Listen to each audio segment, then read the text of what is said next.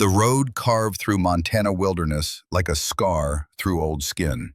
2 lanes of cracked asphalt, barely visible under 3 days of accumulated snow. The kind of road that doesn't lead anywhere people want to go. Garrett Malloy drove slowly, methodically, the way a man drives when he's got nowhere left to run to. His hands rested steady on the wheel of the battered Ford F-150, knuckles scarred white from years of work the government never officially acknowledged. The truck's heater wheezed against the January cold, producing more noise than warmth. Beside him, Stryker sat motionless in the passenger seat. The Malinois held the posture of a soldier at attention, even in rest. Ears pitched slightly forward, eyes tracking the tree line beyond the frost-covered windows. The tactical harness across his chest bore no insignia, no unit markers, just worn nylon and faded stitching from 1,000 missions nobody could talk about. The dog hadn't barked in 3 days, not since they'd crossed the state line, not since Garrett had sold everything he owned except the truck, the dog, and 40 acres of Montana dirt he'd bought sight unseen from a foreclosure auction. 40 acres, $112,000, every penny he'd saved in 15 years of service. Gone. The kind of decision a desperate man makes when the walls start closing in and the nightmares won't stop, and the pills the VA hands out like candy don't do anything except make the world feel like you're watching it through dirty glass. Garrett didn't regret it. He just wasn't sure yet if it was salvation or surrender. The GPS on his phone had stopped working 6 miles back. No signal, no service. Just blank blue screen and a spinning wheel that promised connection but delivered nothing. He turned it off, followed the paper map spread across the dashboard instead. The old-fashioned way. The way he'd learned before satellites and drones made war feel like a video game played from 7,000 miles away. The town appeared without warning. One moment, nothing but trees and snow. The next, a cluster of buildings huddled together like refugees from a dying century.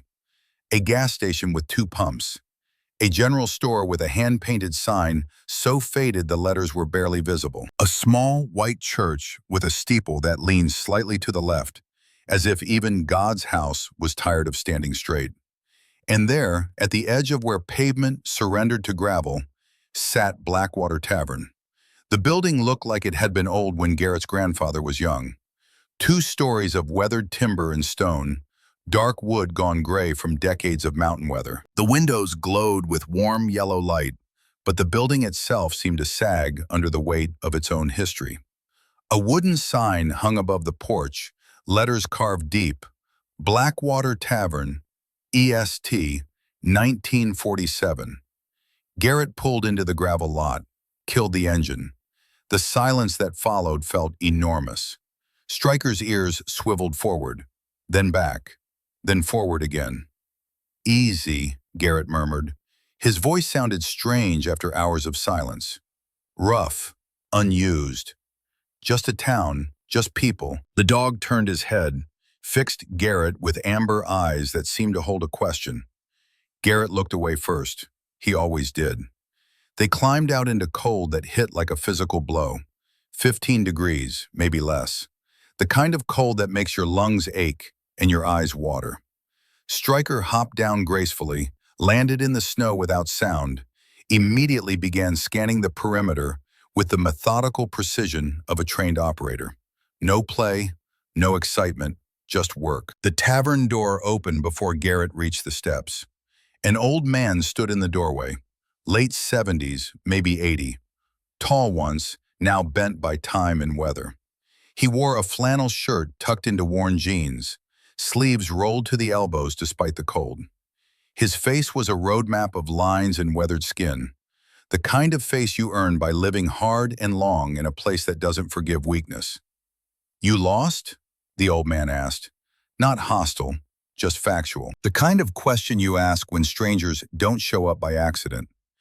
"No, sir," Garrett said, "just passing through." The old man's eyes moved to Stryker, studied the dog the way someone who knows animals studies them, taking in the tactical harness, the rigid posture, the controlled alertness. "He bite?" "Only when I tell him to." Something like a smile touched the corner of the old man's mouth. Fair enough. You look like you could use coffee and food. Both are hot. Both are edible. Can't promise much beyond that. Garrett hesitated. Every instinct told him to keep moving. Find his land. Set up camp. Disappear into the kind of solitude that doesn't ask questions or expect answers.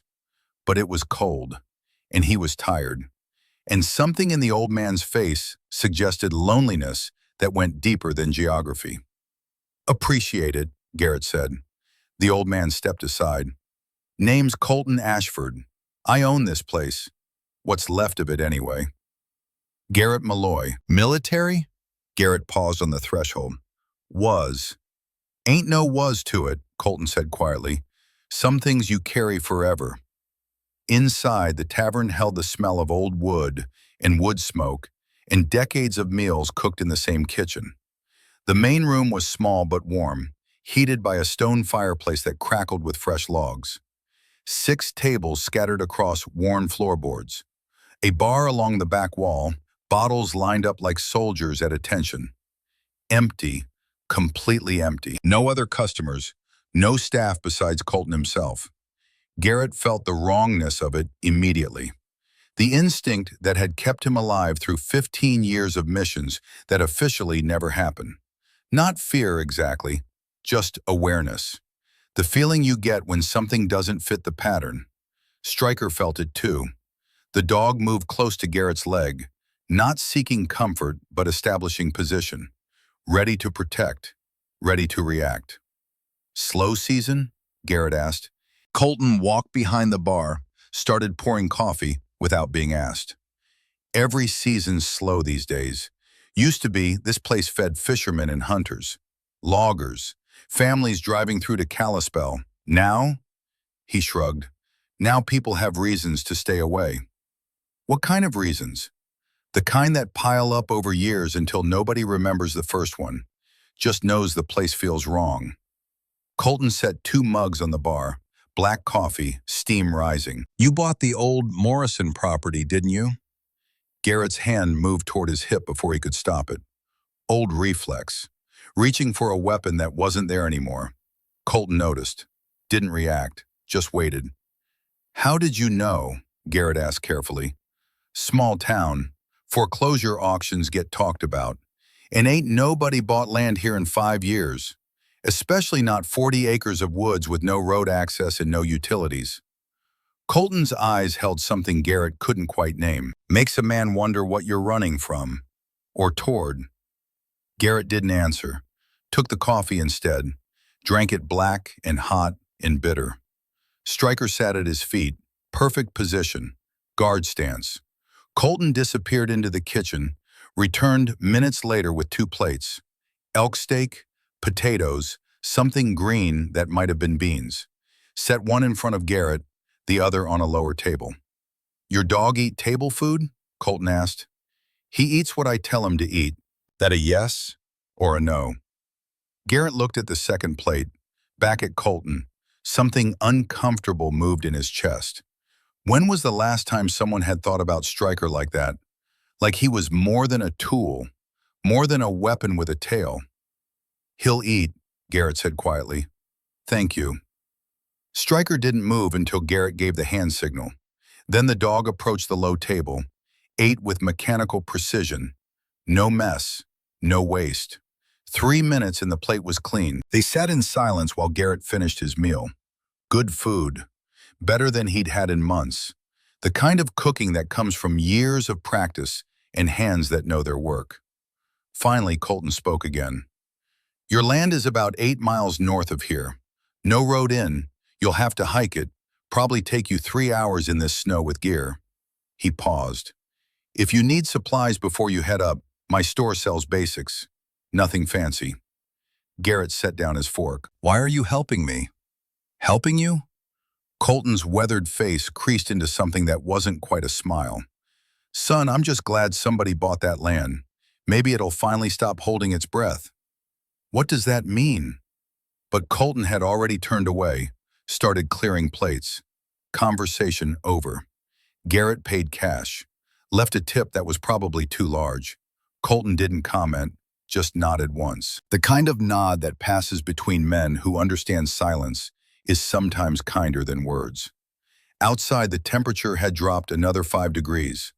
The sun was setting behind the mountains, turning the sky the color of old bruises, purple and gray and that particular shade of blue that only exists in winter. Garrett stood beside his truck for a long moment, studying the town, the church, the general store, the handful of houses scattered along the main road, smoke rising from chimneys in thin white columns, a town holding its breath. He didn't know what that meant, but he knew Colton believed it. Stryker jumped into the truck bed without prompting, settled into position with his back against the cab, keeping watch, always keeping watch. Garrett climbed behind the wheel, started the engine. The road north was barely visible, more suggestion than actual path. He followed it anyway, the truck's headlights cutting yellow cones through the gathering dark. 3 miles up, he pulled over, started unloading gear, tent, sleeping bag, camp stove, water filtration system, 2 weeks of freeze-dried meals. The essentials of a man who'd learned to live light because sometimes you have to leave everything behind in 30 seconds. He'd make camp here tonight, figure out the land tomorrow, find a spot to build something more permanent, something that could survive a Montana winter, and a man who wasn't sure he wanted to survive at all. The tent went up fast, muscle memory from 1,000 field operations. Stryker circled the perimeter twice, marked 3 trees, returned to sit by the tent entrance. Guard position.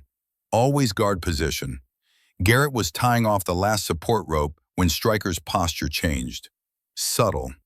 Almost invisible if you didn't know what to look for. But Garrett had worked with this dog for 7 years. Knew every signal, every shift in body language. The dog's ears rotated forward, locked onto something in the darkness beyond the tent. Then slowly, deliberately, Stryker lifted his right front paw, tapped it against the frozen ground.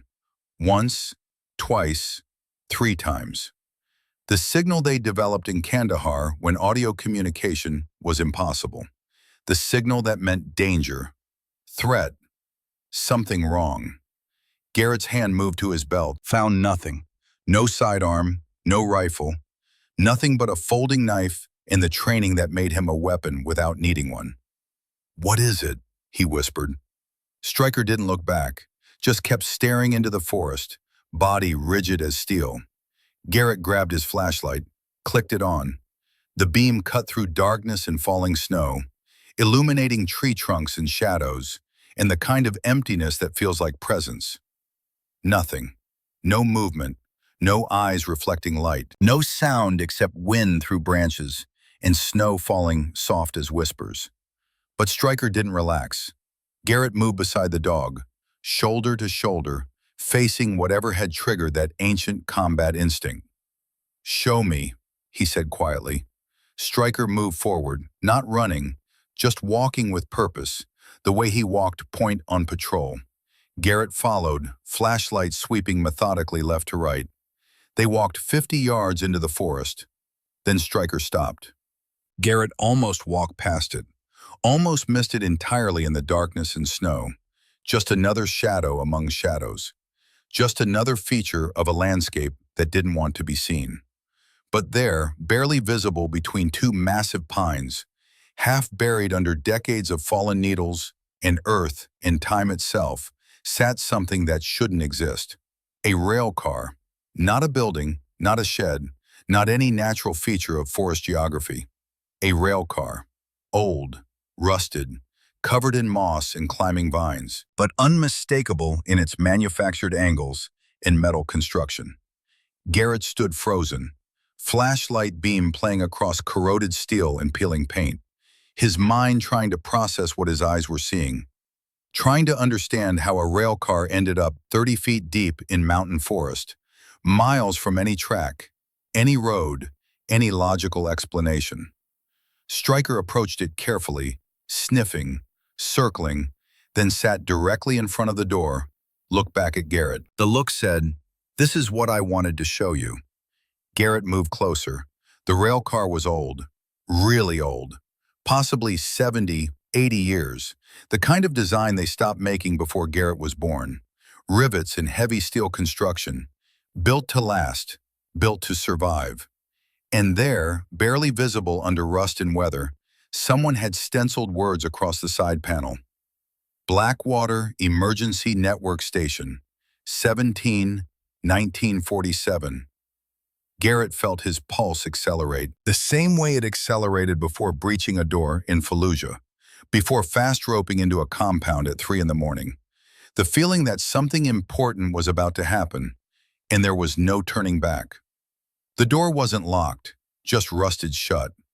It took 3 hard yanks, metal screaming against metal, before it swung open on hinges that hadn't moved in decades.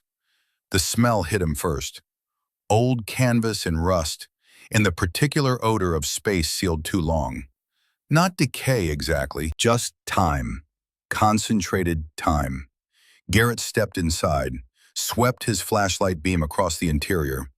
The rail car had been converted into some kind of rescue station. That much was obvious. The walls were lined with shelves, most of them collapsed now. Scattered across the floor were remnants of old equipment. A canvas stretcher, coils of rotting rope, first aid boxes with red crosses faded to pink, an old radio set, vacuum tubes visible through cracked casing. And there, mounted on the far wall, hanging like a religious icon, was a bell.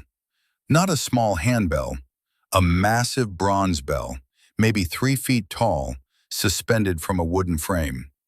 Even in the darkness, even covered in decades of dust, it gleamed with that particular quality of crafted metal that refuses to surrender to time. Garrett approached it slowly. Stryker followed, staying close to his leg. The bell's surface was covered in engravings, patterns that looked like waves, stylized mountains. And there, near the top, carved deep, Blackwater Rescue Bell Station, 17, established 1947. Garrett reached out, touched the cold metal, felt the solidity of it, the weight of history compressed into bronze and purpose. Why would someone build a rescue station in the middle of nowhere? Why hide it so completely that 70 years could pass without anyone finding it? Why go to the effort of engraving a bell and mounting it like an altar and then abandoning it to rot? Stryker moved away, sniffing along the rail car's floor. He stopped near the back corner, pawed at something, looked at Garrett. The signal for found something. Garrett knelt beside the dog. His flashlight revealed a metal box, maybe 12 inches square, wedged between floorboards that had warped with age. He pulled it free, heavy, sealed with a simple latch that opened with minimal pressure. Inside, wrapped in oilcloth that had somehow survived the decades, sat 3 items. A hand-drawn map of the Blackwater Lake area, marking 24 locations with red X marks. Station 17 was circled. So was something labeled Station 18. A brass key engraved with the number 17. And a journal, leather-bound, pages yellowed but intact. Garrett opened the journal with careful hands. The handwriting inside was precise, almost mechanical. Military training, probably. Each entry dated, each entry signed. He flipped to the last page. The date read, October 14th, 1980. The entry was short. If you're reading this, I failed. They killed the others between March 1979 and now, made them look like accidents, drownings, car crashes, one house fire. But I know better. We all knew better after we found what they dumped in the lake. Thomas knows. He's the only one left besides me. Tell him I'm sorry I couldn't finish it. The company poisoned Blackwater Lake in 1978. Industrial waste from the northern facility. We found the drums. We documented everything. We were going to go public. Then they started eliminating us. I'm next. I can feel it. The brake lines on my truck were cut yesterday. Fixed them myself, but they'll try again. If you find this, know that we tried. We really tried. The bell will guide whoever comes next. That's what my father always said. The bells protect the truth. Tell my son I loved him. Tell him his father died trying to do what was right. Tell him the Drakes always serve the truth, even when it cost everything. The bells will guide you. Declan Drake. October 14th, 1980. Garrett sat back on his heels, reread the entry twice, then looked at the map, studying the locations marked. 24 stations, 24 bells. Some kind of rescue network built around Blackwater Lake in 1947. And in 1978, something happened. Something bad enough that people died to keep it secret. Stryker whined softly. Not distress, just acknowledgement. The sound he made when he sensed Garrett's emotional state shifting. I know, buddy, Garrett said quietly. I know. He gathered the items carefully, put them back in the box, closed the latch. They needed to talk to Colton Ashford. The old man had said the town had reasons people stayed away, had mentioned the land holding its breath. He'd known. Somehow, Colton had known. Garrett stood, tucked the metal box under his arm, started toward the door, then stopped. There, scratched into the wall beside the bell, almost invisible in the dust and shadow, someone had carved words. Recent, maybe. The edges still sharp. The words read, "They're still watching." Garrett felt ice water flood his veins. Not fear, something older than fear. Combat instinct. The awareness that he just walked into something bigger than a mystery. Something that still had teeth. Stryker growled. Low. Controlled. The growl that preceded action. Let's go, Garrett said. They moved quickly back through the forest. Not running, but not lingering. Garrett kept his flashlight off, navigated by moonlight and memory. Stryker ranged ahead, checking their six. The tactical dance they perfected in a dozen countries whose names appeared on no official record. The tent looked exactly as they'd left it. No footprints in the snow except their own. No sign of disturbance. But Garrett didn't trust it. He packed everything in 10 minutes. Combat speed, field discipline, then drove back toward town, the metal box sitting in the passenger seat where Stryker usually rode. The dog stood in the truck bed, ears forward, eyes scanning, always watching. The Blackwater Tavern's lights still glowed yellow against the darkness. Garrett pulled into the lot, killed the engine, grabbed the box. Colton Ashford stood on the porch like he'd been waiting. Maybe he had been. Garrett climbed the steps, held up the metal box. Found something in the woods, he said. Something that shouldn't be there. Care to explain? Colton's weathered face remained expressionless, but his eyes moved to the box. Then to Stryker, who'd positioned himself between Garrett and the old man. Guard stance. Threat assessment. You found Station 17, Colton said quietly. Not a question. A statement. I found a rail car with a bell and a dead man's journal. Journal says 6 people were killed between 1979 and 1980. Says they were murdered for finding out about industrial waste dumped in the lake. Garrett's voice stayed level, controlled. Journal says you know about it, that you're the only one left who does. Colton was quiet for a long moment. Then he sighed, the sound of a man who'd been carrying something heavy for too long. Come inside, he said. This story requires whiskey. They sat at a corner table. Colton poured 3 fingers of bourbon into 2 glasses, didn't ask if Garrett wanted it, just set it down and drank his own in a single swallow. Garrett waited, patient. The way you wait when someone's about to tell the truth they've been hiding for decades. Finally, Colton spoke. Declan Drake was my best friend, he said. Him and 5 others. We were part of the Blackwater Emergency Network. Our fathers built it in 1947 after a bad winter killed 9 people. No roads, no phones that worked reliable. Just mountains and storms and people dying because help couldn't get there fast enough. He poured more bourbon. Didn't drink it. They built 24 rescue stations around the lake. Each one had supplies. Each one had a bell. When someone needed help, you rang the bell. The sound carried for miles. Other stations heard it, rang their bells, created a chain, guided rescuers through storms. And in 1978, Garrett prompted. Colton's jaw tightened. North Summit Energy opened a manufacturing facility 15 miles north. Said it was eco-friendly. Said it would bring jobs. The town believed them because we wanted to believe. Because we were dying slow and needed something to hope for. He drank the bourbon this time, quick, like medicine. Declan worked for the Forestry Service. He found the drums in March 1978, 55-gallon drums of industrial waste, just dumped in the North Watershed. Took samples, documented everything. Him and 5 others from the old rescue network. What happened? March 1979, first one died, Carl Henderson, drowned in Blackwater Lake. Strange because Carl could swim like a fish. Then in July, Sarah Mitchell. Car accident on a straight road. September, David Chen. House fire. His wife barely escaped. Garrett's hands tightened on his glass. And nobody investigated? Small town. Overworked sheriff. Company had lawyers. Made everything look like accidents. Made us sound like conspiracy theorists. Colton's voice went hollow. By October 1980, only Declan and my brother Damon were left. Declan died October 15th. Rescue mission went wrong. The bell system failed.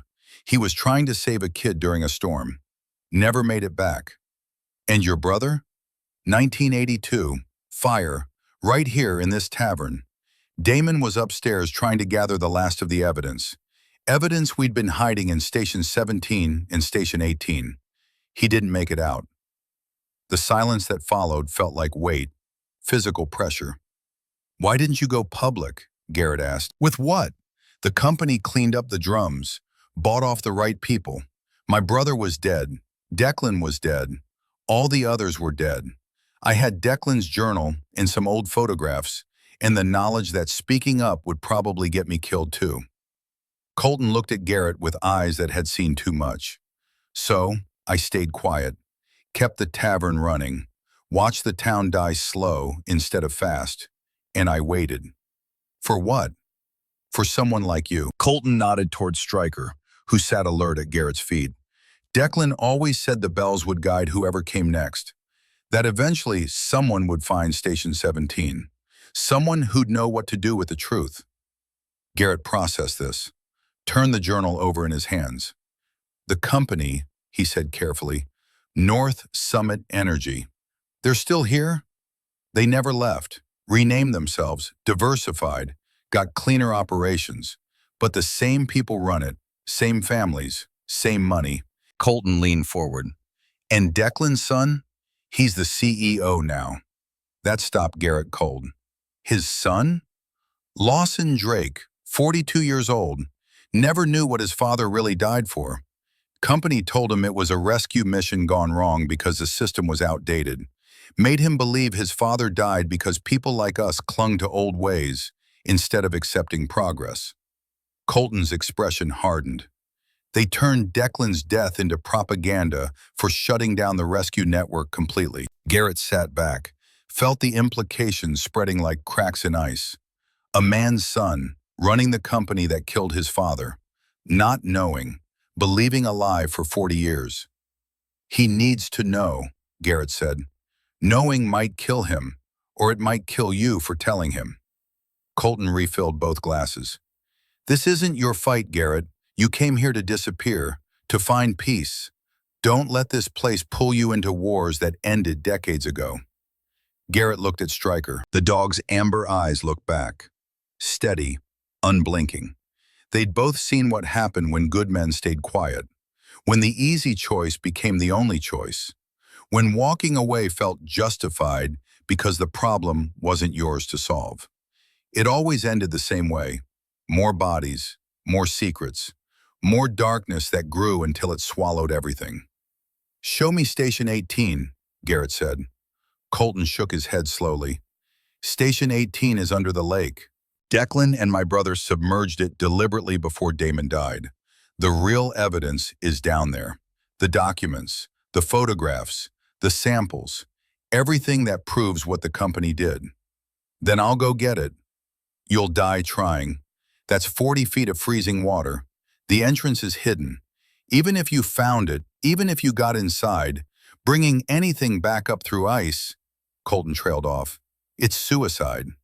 Garrett stood, picked up the metal box. Stryker rose beside him, alert and ready. I've done suicide missions before, Garrett said quietly. Usually they work out. He started toward the door. Colton's voice stopped him. Why? You don't know these people. This isn't your town. Your land is 8 miles away.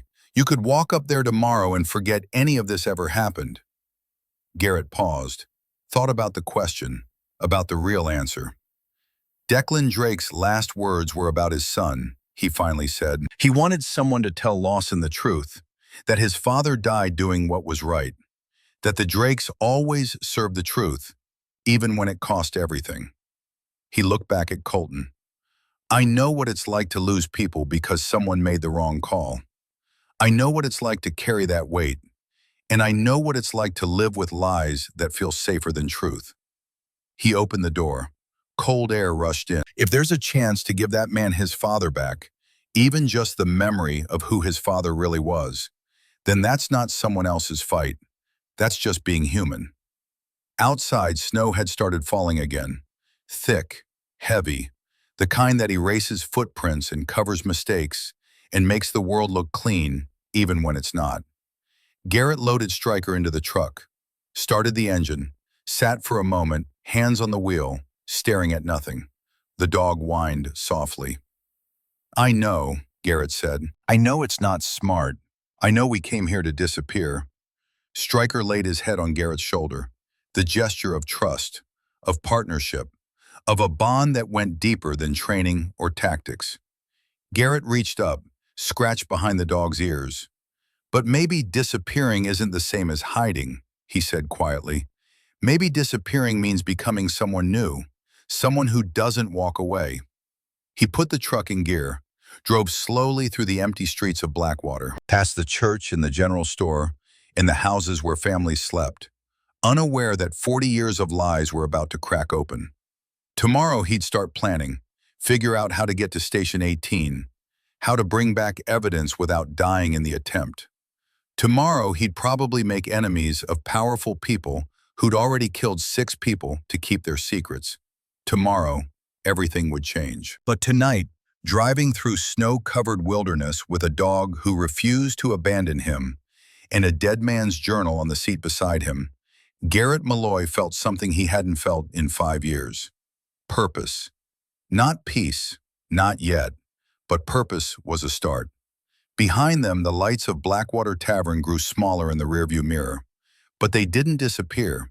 They stayed visible, a small point of warmth against the darkness, like a signal, like a bell ringing silent across the years, waiting for someone to answer. The Blackwater County Library occupied a single-story brick building that looked like it had been apologizing for existing since 1962. Garrett pushed through glass doors that stuck in their frames, Stryker padding silently beside him. Inside, the smell of old paper and industrial cleaner hung thick in the air.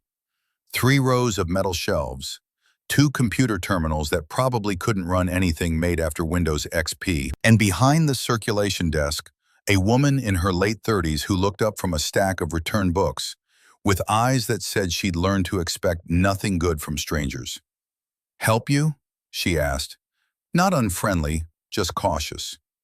Garrett approached slowly, keeping his body language open, non-threatening, the way you approach someone who's been hurt before and knows it might happen again. Looking for historical records, he said, specifically anything about Blackwater Lake from the 1970s and 80s. The woman's expression shifted, something guarded moving behind her eyes. That's pretty specific, she said carefully. You a researcher? Just someone interested in local history. We don't get many of those. She stood, brushed dust from her cardigan. I'm Sheriff Willa Brennan, also the librarian on Tuesdays and Thursdays. Small town means everyone wears multiple hats. Garrett reassessed. Sheriff. That explained the awareness in her posture, the way her eyes had cataloged him in Stryker in 3 seconds flat. Garrett Malloy, he said, I bought the Morrison property up north. I heard. Willa came around the desk. Whole town heard. Like I said, small town. Your dog allowed in here? He's a service animal. What kind of service? The kind that keeps me alive. Willa studied Stryker for a long moment. The Malinois sat perfectly still, meeting her gaze without aggression or submission. Just professional assessment between two working animals. Fair enough, she said finally. The records you want are in the basement. Environmental reports, town council minutes, newspaper archives. Most of it's on microfiche. Some of it's just boxes of paper nobody's touched in 40 years. She led them through a narrow doorway, down concrete stairs that echoed with their footsteps. The basement was exactly what Garrett expected. Low ceilings, fluorescent lights that buzzed, metal shelving units stretching into shadows. This is everything from 1970 to 1990, Willa said, gesturing to 3 full shelving units. Not organized worth a damn, but it's all here, theoretically. Theoretically? Some things went missing over the years. Files that should exist but don't. Reports that got misfiled or lost or deliberately removed. She paused. You want to tell me what you're really looking for? Garrett considered his options. Decided truth was easier than lies. At least partial truth. Found something on my property. Old rescue station from the 1940s. Got curious about the history. Station 17, Willa said quietly. Garrett's hand moved toward his hip again. That same reflex. Reaching for security that wasn't there. Willa noticed. Of course she noticed. Relax, she said. I'm not your enemy. My father was part of the rescue network, Davis Brennan. He drowned in Blackwater Lake in July 1979. They said it was an accident. Her jaw tightened. He could swim 5 miles without breaking a sweat. The silence between them changed, became something else. Recognition, shared loss, the understanding that passes between people who both lost someone to lies dressed up as accidents. I'm sorry, Garrett said. So am I. Willa pulled a box from the shelf, set it on a nearby table. Environmental impact reports from 1978, or what's left of them. Pages are missing. Data is redacted. But there's enough to see the pattern if you know where to look. She opened the box. Inside, manila folders stacked in no particular order. Garrett began pulling them out, scanning contents. North Summit Energy, site assessment, watershed analysis, all dated 1978, all heavily redacted. Black marker covering names, dates, specific locations. But here and there, fragments remained, enough to piece together a story. Chemical composition consistent with industrial solvents. Elevated contamination levels in North Watershed. Recommend immediate remediation. And then, 3 months later, a different report, different author, different conclusion. Further analysis shows contamination levels within acceptable parameters. No remediation required. Site approved for continued operation. Garrett looked up at Willa. Someone changed the findings. Someone with enough power to make the original researcher disappear. Dr. Sarah Mitchell. She was one of the 6. Willa pulled another folder. Car accident, September 1979. Single vehicle collision on a straight road in good weather. No skid marks, no witnesses, just a woman who knew too much, dead at 34. Stryker moved closer to Garrett's leg. Not distress, just presence. The way he'd learned to ground Garrett when memories threatened to pull him under. They spent 2 hours in that basement, going through boxes, finding fragments, building a picture from pieces that someone had worked very hard to scatter. 6 names kept appearing. 6 people who documented the contamination, who'd fought to make it public, who died between March 1979 and October 1980. Carl Henderson, Sarah Mitchell, David Chen, Margaret Torres, Robert Sullivan, and Declan Drake. Station 18, Garrett said finally. You know where it is? Willa's expression went carefully neutral. Under the lake, north end, about 40 feet down. My father helped Declan and Damon Ashford sink it in 1980, put the real evidence inside, sealed it up. She paused. Nobody's been down there in 43 years. I'm going down. That's suicide. The water's 34 degrees. Visibility is maybe 3 feet. You'd need specialized equipment, dive training, and even then the odds of making it back up are— She trailed off, studying him. You have dive training. Navy, trained in cold water operations. How cold? Alaska, Norway, cold enough. Willa was quiet for a moment. Then she pulled a key ring from her pocket, worked a small key off the ring, set it on the table.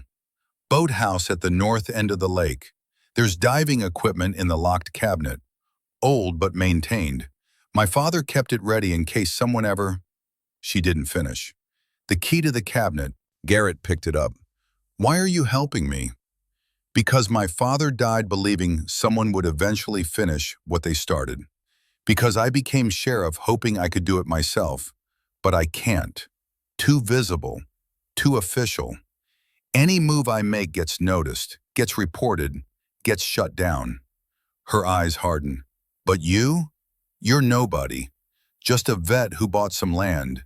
If you disappear, it's sad but explicable. If you find something, maybe it matters. That's a hell of a reason to send someone to their death. You were already planning to go. I'm just making it marginally less suicidal. Willa gathered the files, started putting them back. One more thing. Lawson Drake, the CEO, he's in town today. Has a meeting at the old community center at 3. Something about development proposals. Garrett checked his watch. 1:15. Thanks, he said. Don't thank me yet. You haven't died trying to be a hero. They left the library through the back exit. Outside, the temperature had dropped even further. 18 degrees. Sky the color of old pewter. The kind of day that feels like the world is holding its breath before something breaks. Garrett drove to the community center early, parked where he could watch the entrance. Stryker sat alert in the passenger seat, tracking movement with systematic precision. At 2:45, a black Lexus SUV pulled into the lot. Newer model, spotless despite winter roads. The kind of vehicle that announces money without trying. A man stepped out, early 40s, expensive coat, confident stride, face that would have been handsome except for the exhaustion around his eyes. The kind of tired that comes from carrying weight nobody else can see. Lawson Drake. Garrett watched him enter the building, counted to 30, then followed. The community center was the kind of space that tried to be everything and ended up being nothing. Meeting room, recreation area, event space, shabby furniture arranged in rows facing a folding table at the front. Lawson stood behind the table, setting up a laptop. 2 other people in the room, town council members probably, looking interested in whatever development proposal was about to be presented. Garrett took a seat in the back row. Stryker settled beside him, invisible, waiting. Lawson looked up. His eyes found Garrett, lingered for a moment. Stranger in a small town. Notable, but not alarming. Yet, the presentation started at 3 exactly. Professional, polished, maps and projected revenue, and phrases like sustainable growth and community investment. North Summit Energy wanted to acquire land around the lake, build a research facility, bring jobs, revitalize the dying town. All they needed was cooperation from local landowners. Garrett watched Lawson's face as he spoke, saw genuine belief there. This wasn't a man hiding corporate malfeasance. This was a man who thought he was saving a town, who believed his company represented progress, who'd spent his whole life trying to honor a father he thought died because outdated systems failed him. The presentation ended at 3:30. The council members thanked Lawson, promised to consider the proposal. They left through the front door, still talking. Lawson started packing up his laptop. Garrett stood, walked slowly to the front. Stryker stayed back, reading the situation. Understanding this was negotiation, not combat. Mr. Drake, Garrett said. Lawson looked up. Polite smile. Professional distance. Can I help you? My name is Garrett Malloy. I recently bought property north of here, the old Morrison land. The smile dimmed slightly. Ah, I was hoping to speak with you about that actually. North Summit Energy has interest in that area for the research facility I mentioned. If you're open to selling, we'd make a very generous offer. I'm not. I understand. New purchase, attachment to the land. But if you'll consider... Lawson pulled a business card from his wallet. My contact information. When you're ready to discuss it. Garrett didn't take the card. Instead, he pulled out his phone, opened the photo he'd taken of Declan Drake's journal entry, held it up. Recognize the handwriting? He asked. Lawson's expression shifted, confusion, then something sharper. He leaned forward, reading the text on the screen. Garrett watched the color drain from his face, watched understanding hit like physical impact. Where did you get this? Lawson's voice had gone quiet, dangerous. Station 17, old rescue rail car in the forest. Your father left it there, October 14th, 1980, the day before he died. This is... Lawson reached for the phone. Garrett pulled it back. Your father didn't die because the rescue system failed, Garrett said carefully. He died because he found out North Summit Energy dumped industrial waste in Blackwater Lake in 1978. He died because he and 5 others tried to expose it. He died because someone made sure the bell system failed that night. Lawson stared at him, face going from pale to flushed, hands trembling slightly. You're lying. I found his journal. I found the map marking all 24 stations. I found the evidence he and the others collected before they started dying. Garrett's voice stayed level, calm.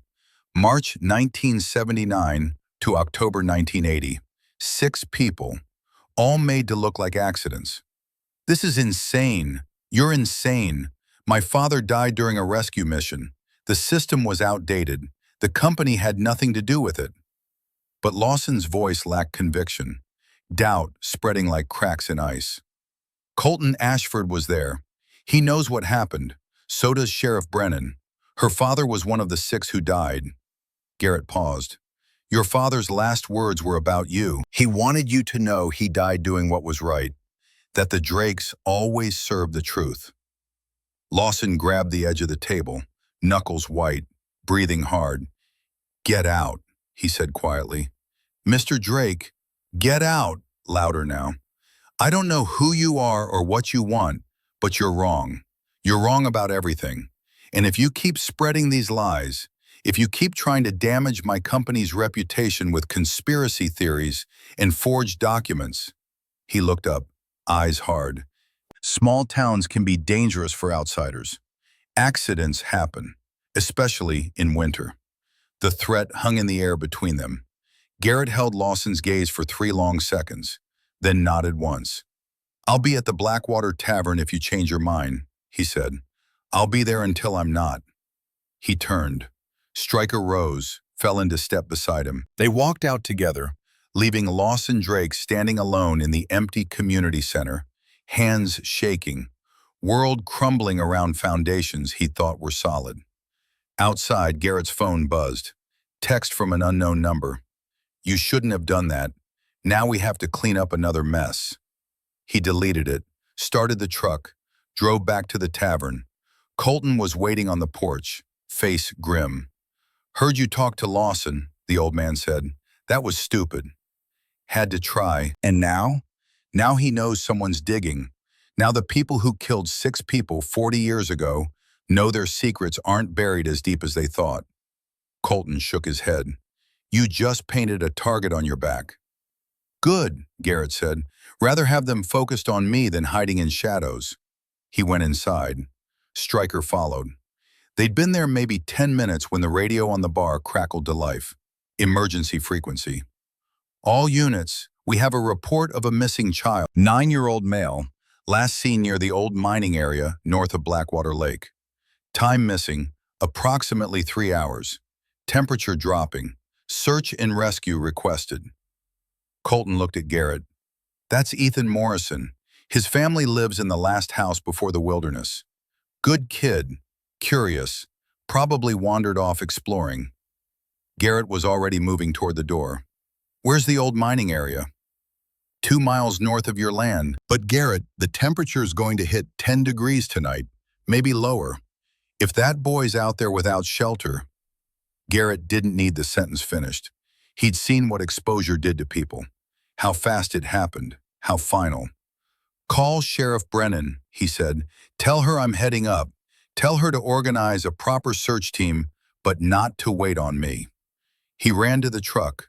Stryker jumped in without prompting. They drove fast as the snow-covered roads allowed, racing against time and cold in the kind of darkness that swallows children whole. The old mining area was a maze of collapsed shafts and unstable ground, dangerous even in summer, potentially lethal in winter.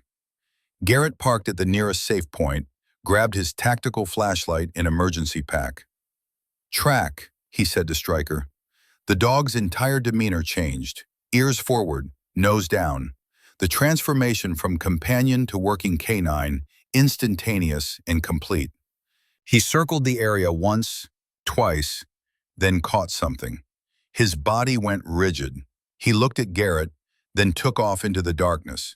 Garrett followed, running through snow and scrub brush and terrain that wanted to kill you if you stepped wrong. His flashlight beam cutting wild arcs through the darkness. Stryker's form just visible ahead, moving with purpose. They ran for 15 minutes, Garrett's lungs burning, legs aching, PTSD, trying to drag him back to other missions, other darkness. Other times he'd run toward danger because standing still meant death. Stryker stopped at the edge of a depression in the ground, barked once, sharp, urgent. Garrett reached him, looked down. A mine shaft, partially collapsed. And at the bottom, maybe 12 feet down, a small figure huddled against stone. Ethan, Garrett called. A weak voice answered. Help, please help. The boy was alive, conscious, that was good. But 12 feet down a unstable shaft in 10-degree weather meant time was critical. Garrett assessed the situation with military precision. The shaft walls were loose. A direct descent would trigger collapse. He needed anchor points, needed leverage. He worked fast, secured rope to a nearby tree, tested tension, then called down. Ethan, my name is Garrett. I'm coming down to get you. I need you to stay very still, okay? Don't move unless I tell you to. Okay, the boy said, small voice, scared but trying to be brave. Garrett descended carefully, weight distributed, testing each handhold. Stryker stayed above, watching. The dog's presence somehow steadying even though he couldn't help physically. Garrett reached the bottom.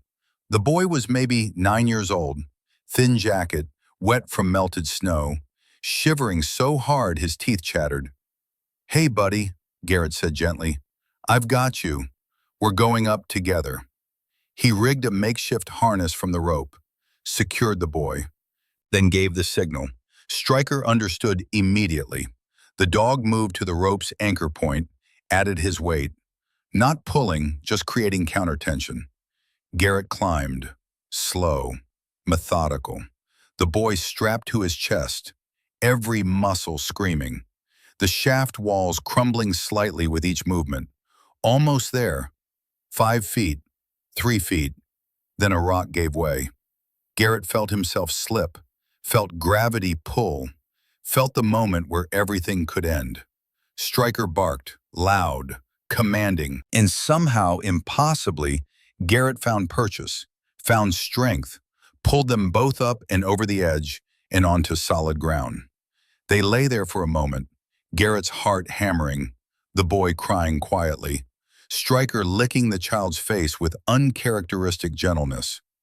You're okay, Garrett said. You're safe now. He called Sheriff Brennan on his cell, gave coordinates, wrapped the boy in his own jacket.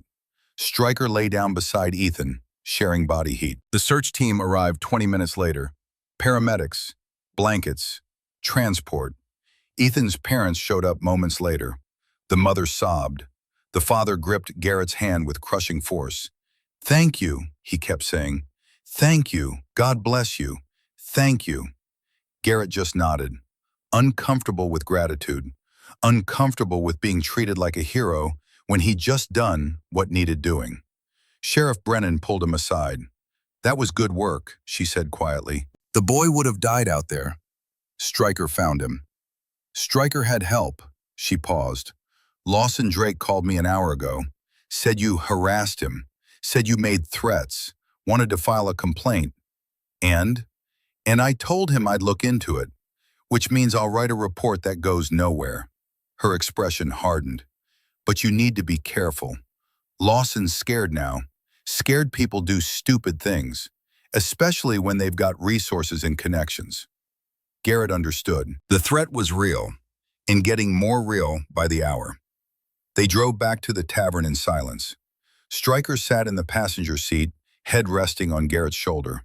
The gesture of partnership, of trust that went deeper than words. At the tavern, Garrett parked but didn't get out immediately.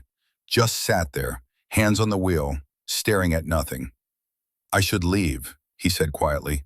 "Pack up, drive away. Find some other 40 acres in some other state where nobody knows my name and the past stays buried." Stryker didn't move, didn't react. Garrett continued. "That's the smart play, the safe play. Walk away before this gets worse, before someone else dies, before I—" He trailed off. The dogs shifted, looked at him with amber eyes that seemed to hold understanding beyond what should be possible for an animal. Garrett sighed. "But I can't, can I? Because that boy would be dead if we'd already left. Because Lawson Drake deserves to know the truth about his father. Because 6 people died and nobody ever paid for it, and walking away means their deaths meant nothing." He opened the truck door, started to get out. Stryker didn't follow. Garrett paused, looked back. The dog sat perfectly still, staring straight ahead, body language clear and unmistakable. Refusal. "Stryker," Garrett said. "Come." The dog didn't move. "Stryker, out of the truck, now." Nothing. Just that same rigid stillness. The posture that meant the dog had made a decision, and no amount of commanding would change it. Garrett felt frustration spike. "We're going inside. It's 10 degrees out here. You'll freeze." Stryker turned his head slowly, looked at Garrett, then looked toward the road leading north, toward the land, toward the forest where Station 17 sat hidden, then looked back at Garrett. The meaning was clear. "We're not leaving." "Damn it," Garrett said quietly. "I'm trying to keep us alive." Stryker's tail moved. One deliberate thump against the seat. The dog's version of, "I know, but that's not why we're here." They stayed that way for a long moment. Man and dog, partners, brothers, locked in silent negotiation that both knew only had one possible outcome. Finally, Garrett laughed, bitter, exhausted, but genuine. "You're right," he said. "You're absolutely right. We can't run. Not from this." He closed the truck door, opened the passenger side. Stryker jumped down, pressed against his leg. Together they walked into the tavern. Colton looked up from behind the bar, saw something in Garrett's face, nodded slowly. "You're staying," the old man said, not a question. "We're staying. Even though it's dangerous, especially because it's dangerous." Colton poured 3 fingers of bourbon, slid it across the bar. "Then we need to talk about Station 18, he said. "Because if you're really doing this, if you're really going down there, you need to understand what you're walking into." He pulled out a hand-drawn diagram, the lake, depth markings, and there, in the northwest corner, a detailed sketch of what lay 40 feet below the surface. "Declan and my brother built Station 18 in 1979, Colton said. "After they realized the company was eliminating anyone who knew the truth. They took everything they'd collected, every document, every sample, every photograph, and sealed it inside a watertight chamber." He tapped the diagram. The entrance is here, natural cave formation. They modified it, reinforced it, made it accessible. But only if you know where to look and what you're looking for. Otherwise, it's just another underwater rock formation in a lake full of them. How do I find it? The bells. Colton pulled out the brass key Garrett had found, the one marked with 17. Each station key is also a compass. See these markings? Garrett looked closer. Faint engravings along the key's edge. Degrees, bearings. Stand at station 17. Hold the key due north. The engravings will catch sunlight at a specific angle. Follow that bearing to the lake. The entrance is 40 feet down, bearing 347 degrees from the North Shore marker. And inside? Metal boxes, same as what you found in Station 17, but bigger, more complete. Everything they died trying to protect. Garrett studied the diagram, committed it to memory. When? Colton asked. Tomorrow, first light, before Lawson or anyone else figures out what I'm planning. You'll need a dive partner, safety protocol. Navy should have taught you that. Can't risk someone else. Then you're a fool. Colton's voice hardened. But you're a fool who's earned the right to make foolish choices. They talked for another hour. Details, contingencies, what to do if Garrett didn't surface, who to call, where to send the evidence if it all went wrong. Finally, near midnight, Garrett and Stryker drove back to the land. Set up camp in darkness, built a fire that pushed back the cold, but couldn't touch the deeper chill settling into his bones. Stryker lay beside him, close, protective. Tomorrow might kill us, Garrett said quietly. The dog's tail thumped once. Acknowledgement, not concern. You should have stayed in retirement, should have let them place you with some family who give you a yard and regular meals and peaceful nights. Another tail thump, this one feeling almost amused. Garrett smiled. Yeah, you're right. You'd have been miserable.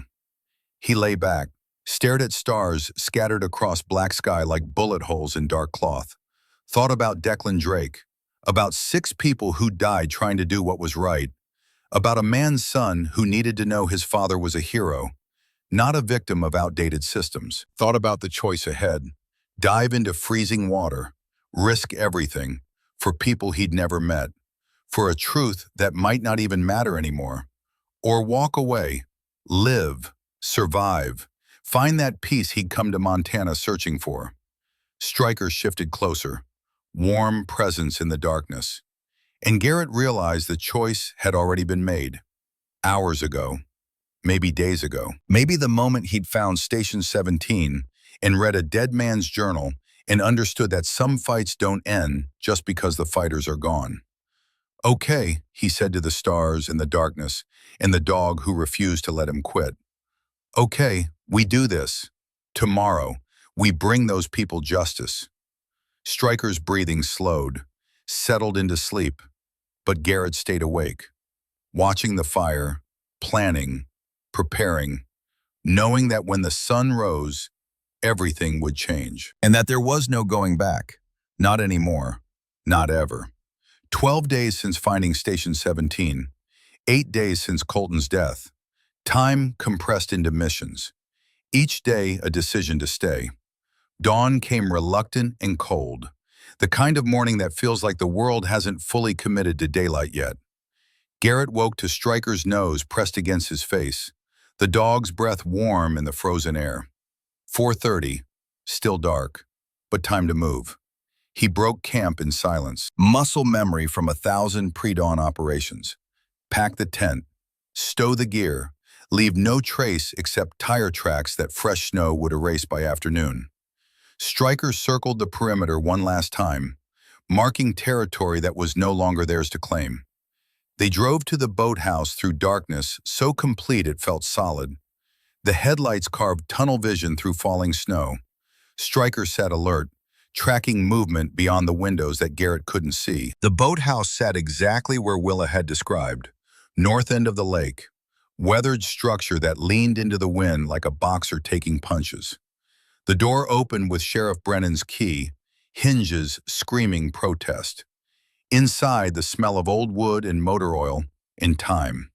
A single aluminum boat. Diving equipment hanging on the far wall exactly as promised. Ancient but maintained.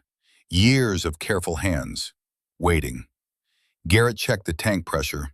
Full. The regulator. Functional. The wetsuit. Too large, but workable with enough layering underneath. He suited up methodically. Each piece of equipment a ritual. Each buckle and strap a commitment. This wasn't training. This wasn't simulation. 40 feet of 34-degree water. Limited visibility. Unknown conditions. Professionals died attempting less. But he'd done worse. Deeper. Colder. In places where getting caught meant execution, not just drowning. Stryker watched from the doorway, posture tense, understanding what was happening, even if he couldn't articulate it. Garrett knelt beside the dog, looked into those amber eyes that had seen him through hell and brought him back. "I need you to guard the rope," he said quietly. "Same as always. If I tug 3 times, you pull, no matter what. Even if it seems wrong, even if you think I'm still down there. 3 tugs means pull. Understand?" Stryker's tail moved once. Affirmative. "Good boy." Garrett scratched behind the dog's ears. "Best damn partner I ever had." He loaded the boat. Tank, weights, rope, emergency beacon, flashlight, then pushed off from the dock, rowing with steady strokes toward the coordinates Colton had provided.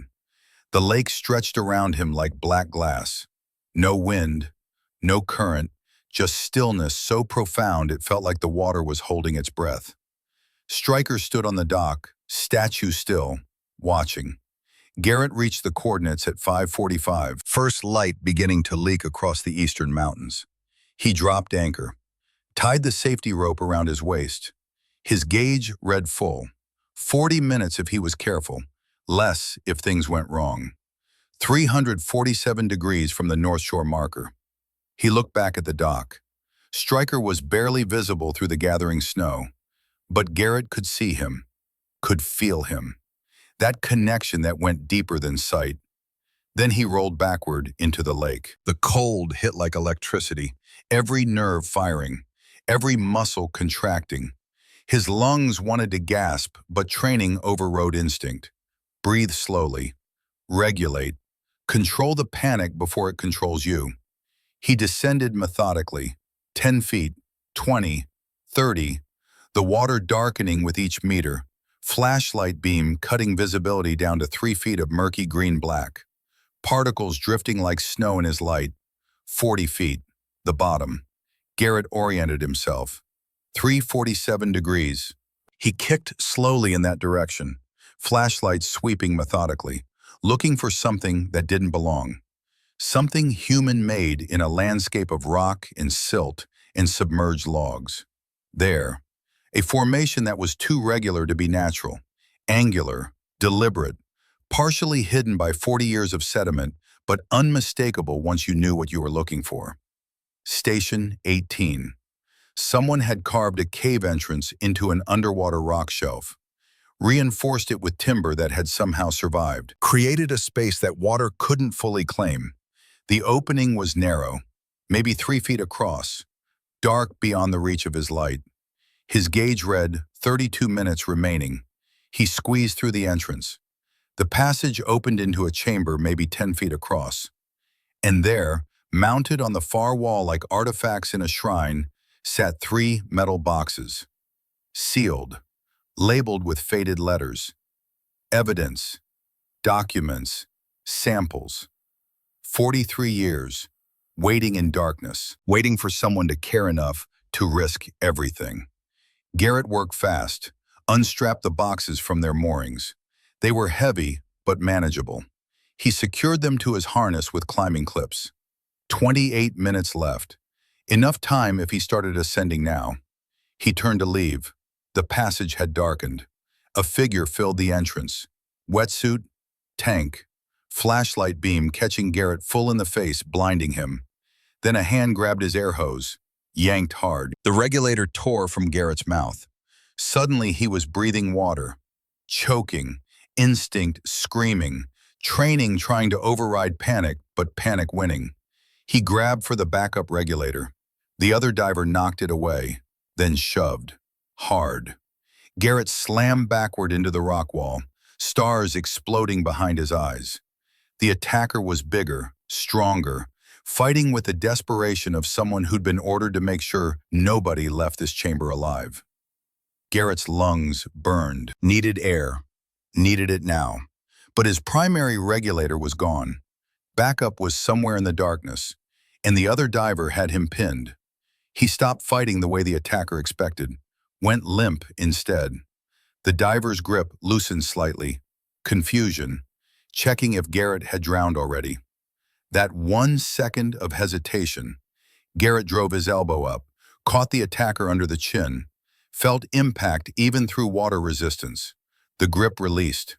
Garrett twisted, found his backup regulator, purged it, breathed. Sweet air, metallic taste, but air.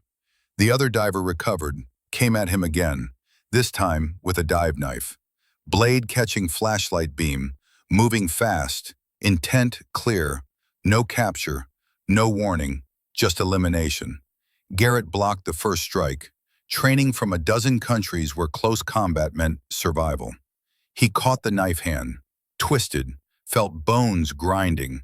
The blade dropped, spiraled down into darkness. They grappled, silent, deadly ballet in water that turned every movement slow and strange. The attacker was good, military training probably, but Garrett had learned to fight in conditions that made this look easy. He got behind the diver, arm around the throat, controlled choke. Not lethal, just unconscious. 5 seconds.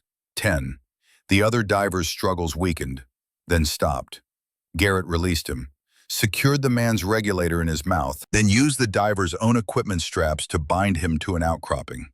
Temporary restraint, enough to keep him from drowning before waking, enough to stop him from following. His gauge flashed red. 18 minutes. He grabbed the metal boxes, kicked toward the passage, squeezed through, started ascending, not too fast. Nitrogen narcosis, decompression sickness. The bends could kill you just as dead as drowning. Slow, controlled, even though every instinct screamed to surface now. 15 feet from the top, his gauge hit 5 minutes. The math was simple. He had enough air to make it. Barely. Then something yanked on the safety rope. 3 sharp tugs. Striker signal. Emergency. Pull now. But Garrett wasn't in trouble. The rope shouldn't be moving unless someone else was on the boat. He surfaced fast, broke into gray dawn light, gasping, choking, looking for threats. A second boat floated 20 feet away. 2 men, one holding binoculars, the other aiming something at the dock, at Stryker. The dog stood rigid, barking, warning, but not attacking. Confused why his training told him to guard the rope, but danger came from a different direction. "Drop the boxes," the man with binoculars called, "or the dog dies." Garrett's vision tunneled, cold rage replacing tactical thinking for one dangerous heartbeat. Then training reasserted itself. Assess, adapt, act. He let go of the boxes, watched them sink. Slow, deliberate, making it look like compliance. The man lowered the weapon slightly. "Smart. Now swim to shore, slow. Hands where we can see them." Garrett swam, not toward shore, toward his boat, the angle putting it between him and the shooters. "Wrong direction," the man shouted. Garrett dove. Underwater, kicked hard, came up beside his boat, used it as cover, pulled himself over the side. The emergency flare gun was exactly where he'd stowed it. He rose, aimed, fired. The flare streaked across water, struck the second boat's hull, didn't penetrate, but the white phosphorus burned, spread, created smoke and chaos and the kind of distraction that turns odds. The men scrambled, one trying to put out the fire, the other swinging his weapon around, searching for a target through smoke. Garrett started his motor, full throttle, pointed at the dock. A bullet cracked past his ear, then another. But firing from a burning boat at a moving target while trying not to die yourself makes accuracy difficult. He reached the dock. Stryker jumped into the boat before Garrett could even call. The dog's weight nearly capsized them, but Garrett compensated. Turned hard. Open throttle. They raced toward shore. More shots, all missing. Then silence as distance and smoke made them impossible targets. Garrett beached the boat, stripped the wetsuit, pulled on dry clothes with fingers that barely function. Hypothermia setting in despite the adrenaline. Stryker pressed against his side, warm, solid, alive. "Good boy," Garrett said, voice shaking. "You did good." But the boxes were gone. 43 years of evidence, sunk to the bottom of Blackwater Lake. Unless... Garrett pulled out his phone, hands trembling so badly it took 3 tries to unlock it. He'd photographed everything, every page, every document, every sample label, loaded to cloud storage before diving. Redundancy, the first rule of intelligence work. Never rely on a single copy. His phone buzzed. Text from Sheriff Brennan. "Heard shots. You alive?" "Barely. Evidence lost. But I have copies. Digital. Safe." "Get to the station. Now. Lawson's here. Wants to talk." Garrett drove to town. Stryker stood in the truck bed despite the cold, watching their 6. The dog wouldn't relax until they were behind secure walls. Willa met them at the station door, face grim. "Inside," she said. "Quick." Her office felt crowded. Lawson Drake sat in the corner, face showing exhaustion and something else. Determination, maybe, or the beginning of it. "They tried to kill you," Lawson said. "Not a question, a statement. 2 men, professionals. 1 attacked me underwater. 2 more tried to shoot me on the surface." Garrett paused. "How did you know?" "Because I sent them." Lawson's voice cracked. "Not to kill you, to retrieve the boxes. To bury this before it destroyed the company. Before it destroyed my father's memory with ugly truths." The silence that followed felt enormous. "But then I read his journal again," Lawson continued. "Really read it. Not looking for ways to explain it away, just reading what my father actually wrote." He pulled the journal from his coat, opened to the last page. "He wanted me to know. He died wanting me to know. And I've spent 42 years refusing to listen." He looked at Garrett with red eyes. "I called them off, told them to stand down, but they'd already engaged. I'm sorry. I'm so goddamn sorry." "The boxes are gone," Garrett said carefully. "But you have copies." Not a question. Lawson had figured it out. "Digital, backed up, safe from people like me who'd rather bury truth than face it." "Yes." Lawson stood, extended his hand. "Then let's use them. All of it, every page, every photograph. I'll request a full environmental audit, independent, federal oversight. I'll open every file, every record, everything my position gives me access to." "They'll destroy you," Willa warned. "The board, the investors, everyone who's been covering this up for 43 years. Let them try." Lawson's voice had hardened, gone from broken to forged. "My father died for this truth. I'm not letting it stay buried." Over the next hour they planned. Garrett shared the digital files. Willa contacted the EPA. Lawson drafted letters to federal agencies. Each word, each action, another step away from lies and toward whatever waited on the other side of truth. At noon, Lawson left to meet with his board of directors. Face set, prepared for war. 2 hours later, Willa's phone rang. She listened, face going pale, then hard. "Understood. We're on it." She hung up, looked at Garrett. "Derek Strand, the diver who attacked you. Willa arrested him at the Canadian border 30 minutes ago, fleeing with $50,000 in cash and a one-way ticket to Costa Rica." She paused. "He's already talking, offered full cooperation, named North Summit security director as the one who hired him. Named 3 other contractors who'd handled problems over the years." The dominoes are falling, Garrett said quietly. Fast. The FBI's involved now. They're treating it as conspiracy, obstruction. Maybe RICO if the pattern goes back far enough. Garrett's phone rang. Lawson. The board forced me to resign. His voice was surprisingly calm. Effective immediately. They're claiming I had a mental breakdown, that I'm making wild accusations to avoid responsibility for poor management. I'm sorry. Don't be.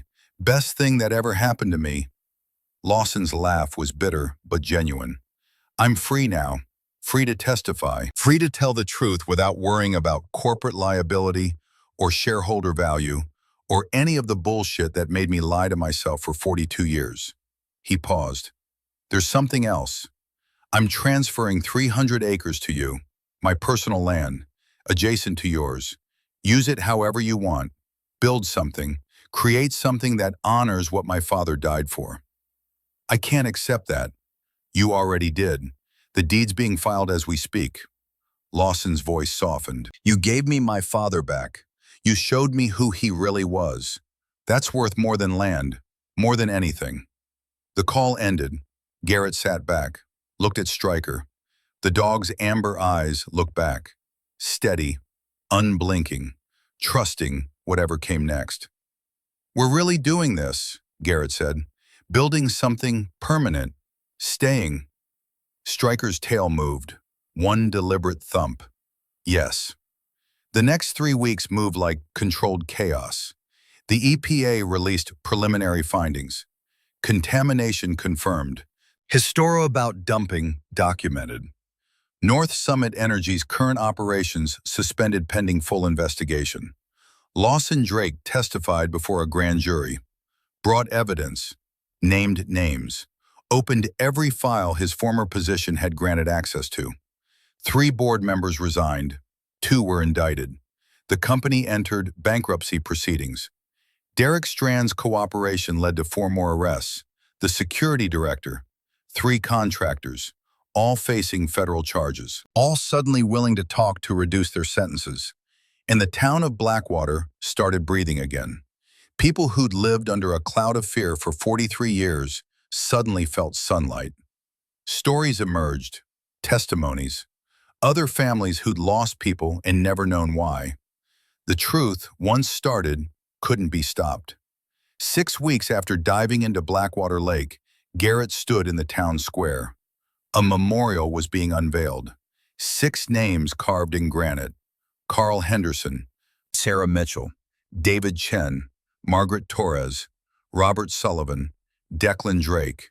And beneath their names, they served the truth when it cost everything. We remember. The families were there, children who'd grown up without parents, spouses who'd carried grief alone. All of them finally able to mourn properly, to know their loved ones hadn't died for nothing. Lawson spoke, voice steady despite tears. My father believed the bells would protect the truth, he said. He was right. It just took 43 years for someone to hear them. He looked at Garrett, nodded once. After the ceremony, Colton Ashford's nephew approached. Young man, late 20s. He handed Garrett an envelope. Uncle Colton left this. Instructions were to give it to you if you survived long enough to see the memorial built. Inside was a deed, the Blackwater Tavern, and a note in Colton's handwriting. The tavern was never mine. It belonged to the network, to the truth. Now it's yours. Use it to build what we couldn't, what Declan died trying to protect. Make it mean something again. C.A. Garrett looked at the building, at the sign, at the foundation that had stood for 79 years. Training facility, he said to Stryker, for veterans, K-9 teams, search and rescue, everything the old network was, modern version. The dog's ears swiveled forward. Approval. That evening, Garrett and Stryker walked the land. All 340 acres now, enough space to build something real, something lasting. He stood at Station 17. The old rail car still sat there, rusting, but not forgotten. Not anymore. Plans were already forming. Restore it, make it the centerpiece, a monument to people who'd believed truth mattered more than safety. His phone rang. Unknown number. "Mr. Malloy?" A woman's voice, professional. "This is Jennifer Torres. Margaret Torres was my mother. I'm sorry for your loss." "Thank you. I just wanted to say, for 42 years I thought she died in an accident. Now I know she died fighting for something that mattered." Her voice strengthened. "If you need anything for your academy, donations, support, volunteers, call me. My mother spent her life serving this community. I'd like to honor that." 3 more calls came that night. More families, more offers. A community waking up, remembering what it used to be, deciding what it could become. Garrett sat by the fire, Stryker beside him, and for the first time since Afghanistan, since the tunnel collapse and the screaming and the failures that still woke him some nights, Garrett felt something close to peace. Not peace through escape, not peace through forgetting, peace through purpose. 3 months later, the Blackwater Rescue Academy opened.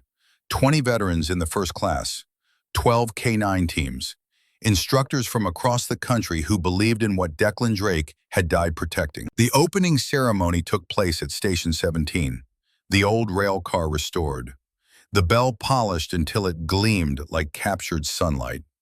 Garrett stood before the assembled crowd, Lawson beside him, Willa, the families of the 6, town council members, state officials, federal observers. "This bell rang for the last time in 1980, Garrett said, his voice carried across the clearing, strong, certain. It was supposed to guide rescuers through storms. Instead, it became a memorial to people who died trying to save their town." He gripped the rope. "Today we ring it again, not for emergencies, not for storms, but for hope, for the idea that communities can protect each other, that truth matters, that some fights are worth fighting even when the odds say run." He pulled. The bell rang, deep, resonant, the sound carrying across the lake, across the mountains, across 43 years of silence. And in the distance, faint but unmistakable, other bells answered. Station 2, Station 5, Station 9, Station 12. All across Blackwater Lake, communities had found the old stations, restored the bells, connected the network that had been broken. 23 bells ringing in harmony. The sound was enormous, overwhelming, like the mountains themselves singing, like the earth itself remembering what it meant to protect its people. Stryker sat beside Garrett, and for the first time since they'd arrived in Montana, the dog's tail wagged without restraint. Pure joy, pure satisfaction. The mission was complete. Later, as the crowd dispersed in the sunset behind the peaks, Garrett walked the perimeter one last time, checking, securing, the habits of a lifetime in service. Lawson approached. "Thank you," he said quietly, "for all of it. Your father did the hard part. I just finished what he started." "No." Lawson's voice was firm. "He started it, but you made people care again. You made them remember why community matters, why truth matters." He paused. "The Academy is going to help a lot of people. Veterans who need purpose, dogs who need work, communities that forgot how to protect each other. That's the idea." They stood in comfortable silence. 2 men who'd been enemies, then allies, now something approaching friends. "What's next for you?" Lawson asked. Garrett looked at the land, at the buildings rising, at the training grounds taking shape, at Stryker investigating every corner with professional thoroughness. "This," he said simply, "building, teaching, making sure what your father died for means something. It already does. Then making sure it keeps meaning something." Lawson extended his hand. They shook, the grip firm, honest. Then Lawson left, drove toward whatever life came after losing everything and gaining the truth. Garrett whistled. Stryker trotted over. They walked together toward the cabin Garrett had built. Small, efficient, home. Inside, warmth, A fire in the stone hearth, simple furniture, and on the wall framed the photograph from Station 18. 6 people who'd believed truth mattered more than safety. Garrett studied their faces, a promise that their names would be spoken, their stories told, their sacrifice remembered. Stryker, curled by the fire, sighed, the sound of a job well done. Garrett sat in the single chair, picked up the journal he'd started writing, recording everything: the rescue network, the contamination, the cover-up, the fight to expose truth, but also the victory, the bells ringing, the community healing. He wrote until his eyes grew heavy, then closed the journal, banked the fire. Outside, snow fell soft and clean, covering the world in white, erasing old scars, making space for new beginnings. Garrett stood in the doorway, breathing cold air, feeling Montana settle into his bones, becoming part of him. Or him becoming part of it. Stryker joined him, pressed warm against his leg.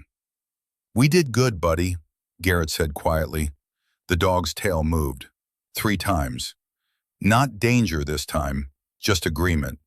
They stood together, man and dog, partners, brothers, looking out at land that was theirs, not through purchase, but through blood and sweat, and refusing to walk away when walking away was easier. In the distance, barely audible, a bell rang. Someone calling for help, the system working the way it was designed to work. Garrett's radio crackled. "Dispatch," one of his instructors. "Boss, we got a call. Lost hiker. North Ridge. You want us to respond?" Garrett looked at Stryker. The dog was already moving toward the truck, purpose in every step, ready to work, ready to serve. "We're on it," Garrett said. They drove through darkness, toward someone who needed help, toward purpose, toward the life Garrett had found not by running away, but by refusing to leave. The road ahead was dark, unknown, potentially dangerous, but Garrett wasn't afraid. He had Stryker, he had training, he had purpose, and somewhere in the darkness, bells were ringing, guiding them home, always guiding them home. The end. Epilogue.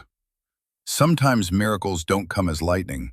Sometimes they arrive gentle, like a warning we almost ignored, like a partner who refused to leave, like the courage to stay when running was easier.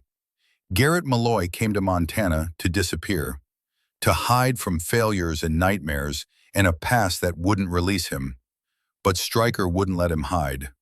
The dog found Station 17, found the truth, found purpose buried under 43 years of lies. And in finding it, they saved more than a town. They saved 6 families from living without answers. They saved Lawson Drake from serving the people who'd killed his father. They saved a community from forgetting what it means to protect each other. Maybe that's how God works most often, not changing the world all at once, but placing something faithful beside us and waiting to see if we'll honor it. In your life today, you face moments when leaving is easier than staying, when silence is safer than truth, when fear is louder than conscience. The bells are ringing. The question is whether you'll answer. If this story touched you, share it with someone who needs to hear it. Comment below and tell us what moment stayed with you. Subscribe for more stories of loyalty, faith, and redemption. May the Lord bless you and keep you. May He guide your steps, calm your fears, and place faithful companions on your path when you need them most. Amen. Part 3, Word Count, 4,847. Total story word count, 14,906.